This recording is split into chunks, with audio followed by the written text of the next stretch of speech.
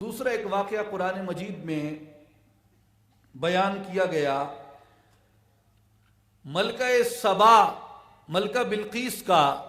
اور سیدنا سلیمان علیہ السلام کا۔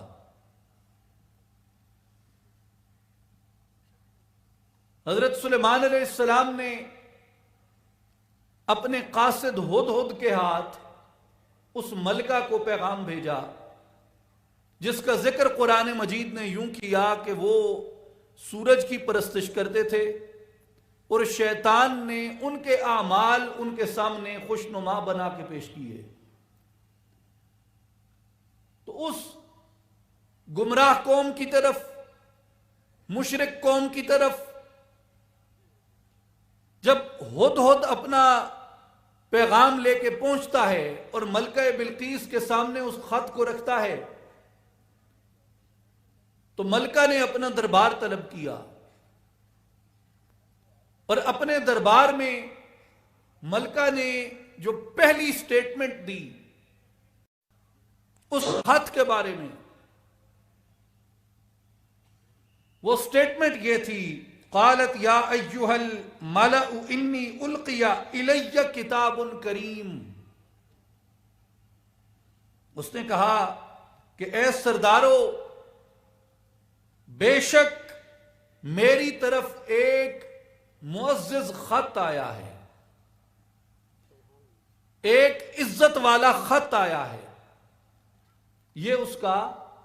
جو پیغام ہدہد نے جا کے ملکہ سبا کو پہنچایا تھا، اس کا پہلا تعارف ہے جو اپنے دربار میں ملکہ نے پیش کیا اپنے درباریوں کے روبرو۔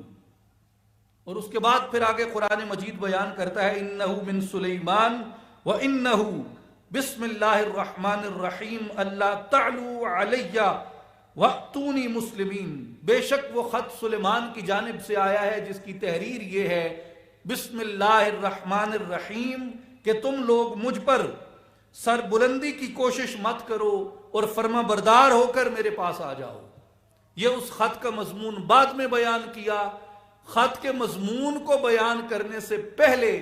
خط کی وقت کو بیان کرتے ہوئے بتایا کہ اے میرے درباریوں، میرے پاس ایک معزز خط آیا ہے۔ تو مفسرین نے اس کے اوپر بھی یہ تصریح فرمائی ہے کہ چونکہ اس خط کے اندر حضرت سلیمان علیہ السلام نے انہیں اپنی اطاعت کا دعوت دی تھی، اور اس خط کے اندر حضرت سلیمان علیہ السلام نے انہیں اپنا مذہب چھوڑ کے اپنی نبوت کی دعوت دی، یعنی وہ پرانے جس شرک کے مذہب پہ قائم تھے اس مذہب کو ترک کر کے اپنی نبوت اور اپنی اطاعت کی دعوت دی تھی، تو یہ دونوں باتیں ان کے لیے ناقابل قبول تھیں۔ ایک کہ وہ اپنی بادشاہت کی بجائے کسی اور بادشاہ کو اپنا بادشاہ قبول کر لیں، یعنی کسی اور کی سوورینٹی کو قبول کر لیں، اور دوسری یہ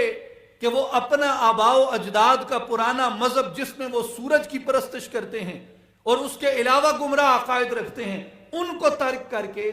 وہ حضرت سلیمان علیہ السلام کے مذہب کو اور آپ کی نبوت کو قبول کر لیں۔ تو یہ دونوں باتیں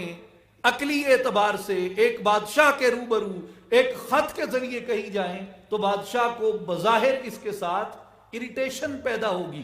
بظاہر اس کے ساتھ عدم موافقت پیدا ہوگی، بظاہر اس کے ساتھ مخالفت پیدا ہوگی، بظاہر اس کی طرف اس کا رد عمل سخت ہوگا۔ مگر ان دونوں باتوں کے باوجود ملکہ نے جب اس خط کا تعارف کروایا تو اس نے حضرت سلیمان علیہ السلام کے احترام میں، حضرت سلیمان علیہ السلام کی بزرگی کے ادب میں،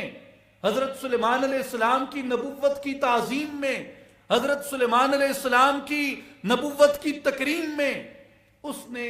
اس خط کو چونکہ ایک معزز کی طرف سے آیا تھا، اس خط کو بھی معزز کہا، تو مفسرین کہتے ہیں کہ حضرت سلیمان کا ادب اختیار کرنے کی بدولت اللہ نے ملکہ کے سینے کو نور ایمان سے منور فرما دیا تھا۔